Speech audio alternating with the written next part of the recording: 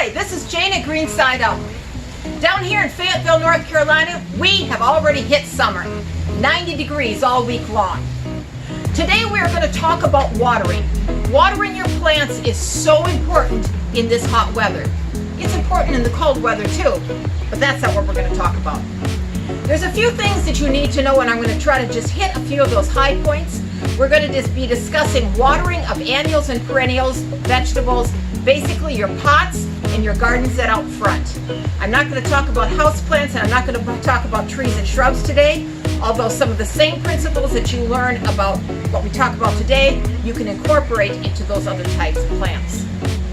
The first thing about planting, and that actually has to do with your watering, is what kind of a soil are you going to be putting your plants into? Some soils, like sand, is going to drain very quickly. Other soils, such as clay, is going to drain very slowly. And your water needs will be different for each of those.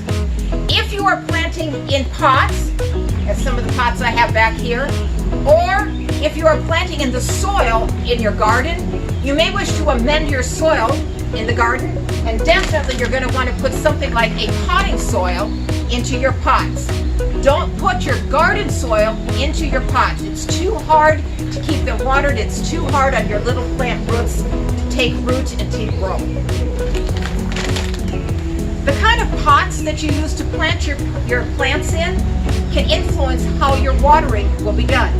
For instance, if you use just a real inexpensive little, pot like you get from the nursery, the little plastic ones, these are okay, but you're going to want a bigger one than this in the hot sun, because a plant that is planted into a pot like this size is going to dry out very, very quickly.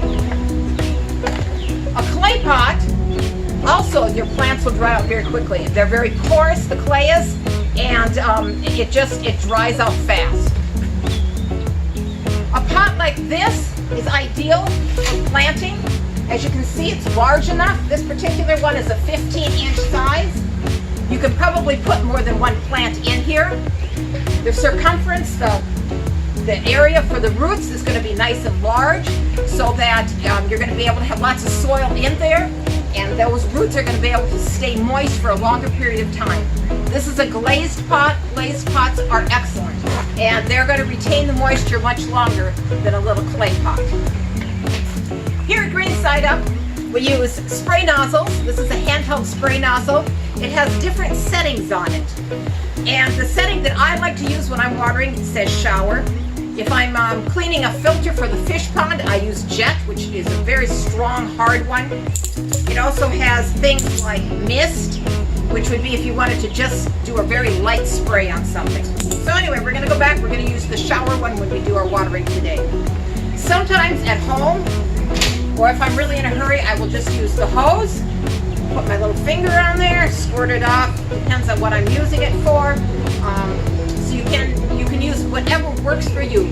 Don't use something so that your pressure is going to be so much that you're going to just kind of like push your plants right out of the pot. That does absolutely no good. It also doesn't do any good if you're using your pressure so heavy that it's pushing the dirt all over like this, because then the dirt's not staying in and the water's not staying in either.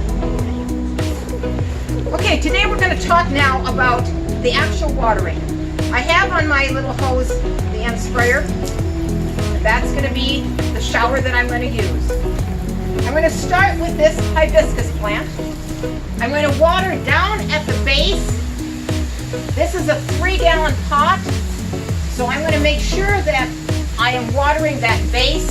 I want the whole plant to be wet. I know that this particular plant is very root bound, and because I know that, I'm going to water it well now, probably go on and do a few other plants, come back and re-water it to make sure that it is fully hydrated all the way down. The next little plant that I'm going to water is not going to need much water. This is a little tomato plant, and actually this is in a very small pot, but at home it will either be in your ground or in a bigger pot. This one I watered not too long ago, and actually if I wrung it out, I would be able to see the water wringing out.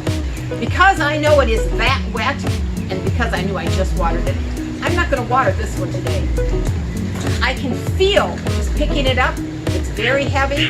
This one is well watered.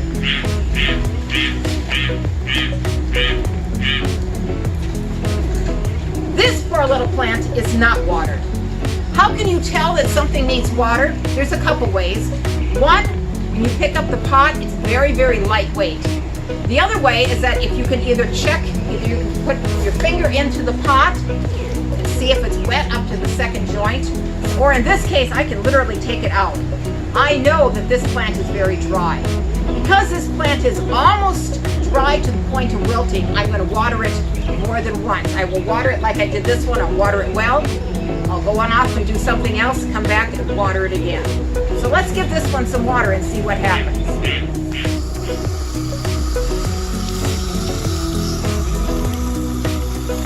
We're going to take this out and we can actually see, you can see how it's kind of starting to get darker on top. That means that there's water going in. Because it's out of the pot, it's not going to be doing it exactly like it should be. But see there how it's changing color? This side is more wet than over here. This little plant is a New Guinea impatient. This one I'm going to just water here at the bottom. It was fairly heavy. It needs just a little bit of a soak. I already have the water running down. Again, I'm going to give the hibiscus a little water again. A little more for that one. Over here I have a portulaca hanging basket. Portulaca is of the succulent family. Succulents don't need as much water. They thrive in hot, dry conditions. As I pick up this basket, I can tell that it is fairly heavy. And today I don't even need to water this one. How much you water will depend on several things. Of course, I talked about the pots. It talks about the potting soil. One of the other things is if this is in a sunny location or a shady location. Things in the shade probably are not going to dry out as fast as something that is sitting in a 90-degree sun. There are things in the sun that you may need to water even twice a day. I usually try to water at home in the morning. I like my plants to go through the heat of the day fully hydrated. If you can't do it in the morning, pick a time and be very consistent with it. Whether it be in the middle of the morning, sometime in the afternoon, maybe in the early evening. There are certain times that you do not want to water. The number one time you do not want to water, unless it is an absolute emergency, is going into the dark night hours. So anytime after sunset, don't water if you can help it. The reason you don't want to do that is because water that's sitting on the leaves through the night is like just calling out to all those things like slugs and powdery mildew to come and just take over that plant. The other thing is that you really do want your plants hydrated going through the day. I can't make that point enough. You want your plants not to be thirsty during the heat of the day. It would be like if you didn't have anything to drink all day long. You would get thirsty. If you kind of use that kind of thinking with your plants, you'll understand why it is so important to keep them hydrated. I've spoken a lot about plants that are in pots, and it's very easy to gauge how much water they have. But say that you've got your plants planted in the ground, in soil. You always want to remember that your root system is not up here, it's down here. And so when you water, you want to make sure that you're watering so that that root system is getting wet. If you have a very tiny plant versus a very big plant, of course your root system is going to be different. And so a tiny little plant is probably not going to require as much water as a great big plant because why? The root system isn't as large. You always want to water according to the needs of the plant. So for instance, as I said, a succulent doesn't need quite as much water. There are some plants like this one. If I put this one in the full sun, I know from experience that by the afternoon when I would come home, even though I watered in the morning, I had to water it again in the afternoon. After doing that all summer long, I decided maybe I should have moved it to the shady spot. I did that this year. If you have questions about watering or any other kinds of questions that you might have about your annuals, your perennials, trees, shrubs, even houseplants, you can give us a call here at Green Side Up or come on in and visit us. We've got a beautiful acreage here. We would love to show you around and we would love to answer your questions. This is Jane at Green Side Up.